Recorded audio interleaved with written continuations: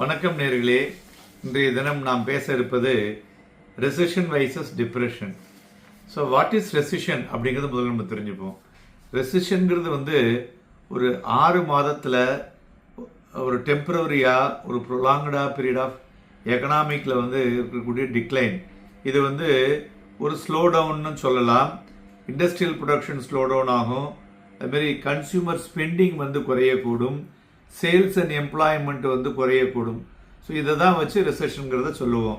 டெக்னிக்கலாக இந்த ஃபால் பார்த்தீங்கன்னாக்க economic activity or negative growth in our GDP, அதுமாரி அட்லீஸ்ட் ஒரு 2 குவார்ட்டரில் அதை பார்க்க முடியும். ஸோ இதுதான் டு குவாலிஃபை ஃபார் த ரெசெஷன்னு சொல்லுவோம். அதேமாதிரி ரெசெஷன் ஒரு இன்ட்ரெஸ்டிக் பார்ட் ஆஃப் த எக்கானமிக்கில் வருதுன்னு சொல்லலாம், ஆர் அந்த பிஸ்னஸ் சைக்கிளில். So when the economy reaches a peak, அது எப்போ இது மாதிரி ஒரு டவுனுக்கு வரும்னு தெரியாது. ஸோ அதனால் அதே மாதிரி வரதை இந்த 2 குவார்ட்டரை வச்சு கணிக்க முடியும். மறுபுறம் வாட் இஸ் டிப்ரெஷன்? டிப்ரெஷனுங்கிறது பார்த்தீங்கன்னா இந்த ரெசிஷன் ப்ரொலாங்கடாக இருக்குன்னு வச்சுங்களேன், ஒரு more than a year. So it is called டிப்ரெஷன்னு சொல்லுவோம். இது ஒரு சிவியர் லாங் டேர்ம் ரெசிஷன்.